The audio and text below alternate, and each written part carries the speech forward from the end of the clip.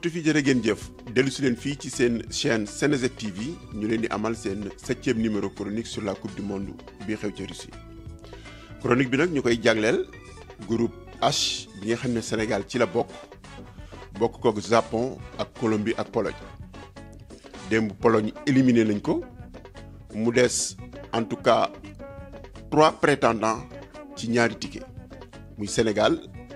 Japon ak Colombie kenn ku nekk bëgg a qualifié Sénégal ak Japon kenn ku nekk am nga 4 points une victoire et un nul Colombie am une seule victoire de 3 points soxla une deuxième victoire devant le Sénégal pour qualifier mu doon match boo xam ni kon du yomb il faut ñu bàyyi ci xel bu baax a baax mais sunu match contre Japon bi nga xam ne jiitu nañ Japon ñaari yoon Japon dab ñu dëgg la japonais yi c'est une équipe difficile à manœuvrer une équipe vive qui joue très rapidement avec de très bons joueurs qui techniquement vraiment wane nañ ne ñoom itam dañoo am na lu ñu bëgg ci coupe du monde bi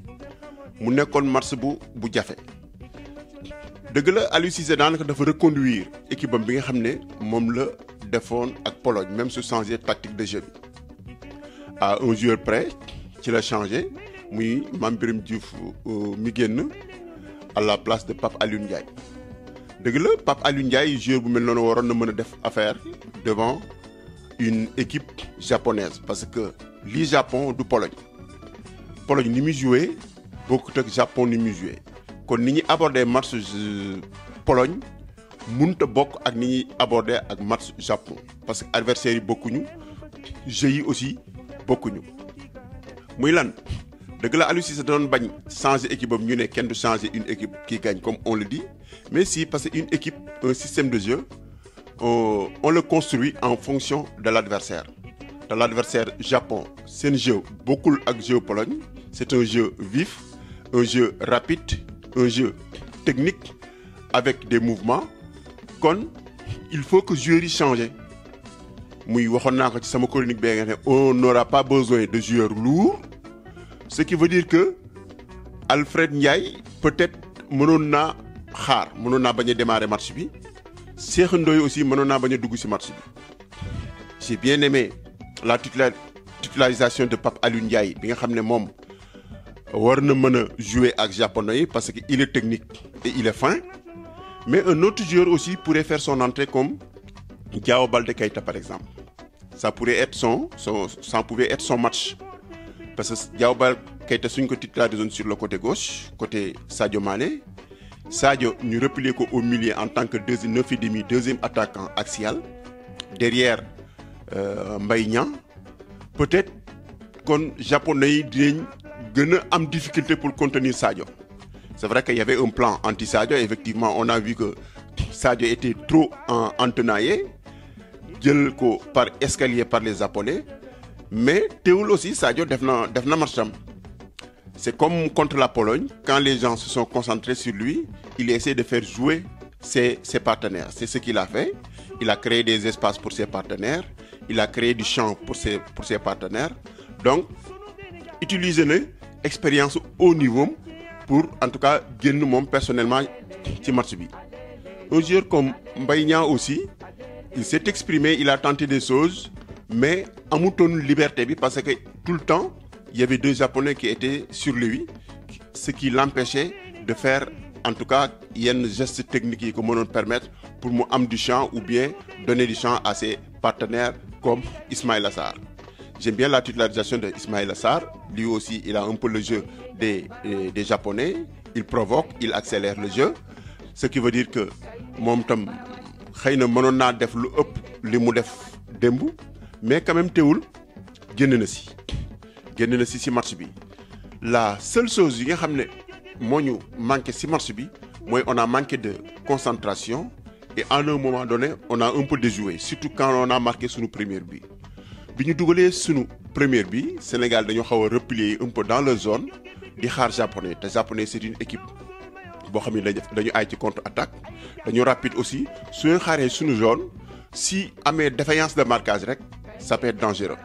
loolu moo ñu arrivé ba japonais yi jël le contrôle du match ba égaliser gën a am envie nag pour gagner match bi après le Sénégal commencé ressaisir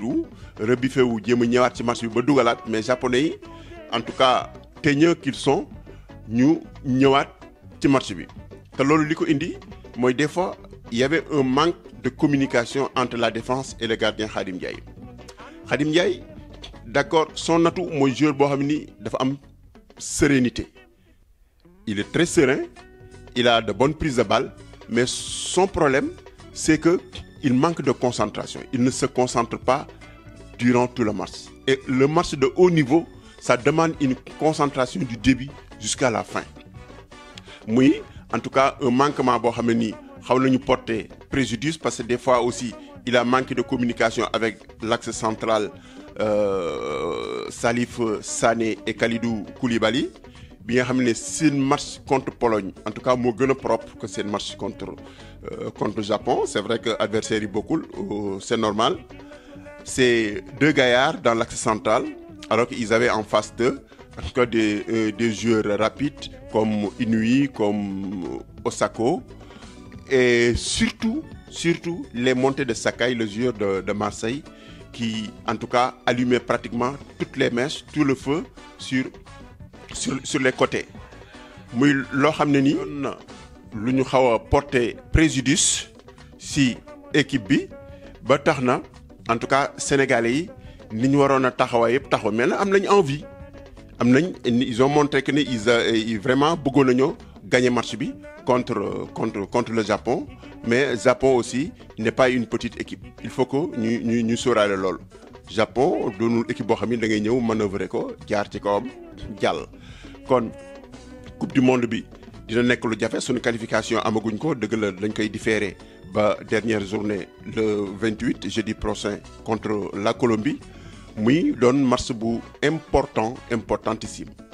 muy donc kon moment boo xam ne nii il faut que les Sénégalais yi ñu uniru nekk derrière l'équipe soutenir l'équipe bi parce que l'équipe aussi il faut que ñu soutenir ko wane ne rien n'est encore perdu le football c'est comme ça des fois il y a des jours sans te effectivement le Sénégal il a déjoué mais il a fait de bonnes choses seulement que adversaire bi moo ñu préparé il a réussi à nous contenir alors que ñun on n'a pas beaucoup anticipé sur les qualités de jeu peut-être des Japonais kon ñu dese ñu benn match boo xam ne nii ñu joué suñu survie contre la Colombie muy jeudi prochain muy match boo xam ne nii il faut absolument avoir un résultat positif pour se qualifier dëgg la il y a la Pologne qui est déjà éliminée qui joue contre le Japon peut-être que la Pologne va essayer de sauver l'honneur pour battre le Japon mais on ne doit pas dépendre sur en tout cas une éventuelle victoire de la Pologne ou une défaite du Japon pour se qualifier. On doit avoir notre destin en main, essayer d'avoir un bon résultat positif contre la Colombie pour en tout cas passer le cap de ce premier tour-là. Et c'est un devoir, une obligation même de le faire, sinon on risque d'avoir vraiment des regrets. Surtout ça, ne pas avoir de regrets sur le match contre le Japon. Mooy lan moo ñu jéem am résultat positif devant la Colombie, préparer la Colombie. Gis nañ Colombie ni mu jouer contre Pologne. Ce n'est pas une petite équipe avec des individualités qui peuvent faire la différence à tout moment, comme James Rodriguez, comme en tout cas beaucoup de joueurs yoo xam ne nii mën nañu en tout cas créer beaucoup de problèmes parce que c'est des joueurs qui jouent au haut niveau. ñàkk nañ seen premier match dëgg la contre le Japon mais ils vont se racheter sûrement contre le Sénégal pour faire tout pour ñoom ñu qualifier au second tour. mu nekkoon seen 7e numéro fii si Senejet TV pour ci coupe du monde bi ñi leen di jaajëfal ci teewlu bi jërë ngeen jëf ba beneen yoon.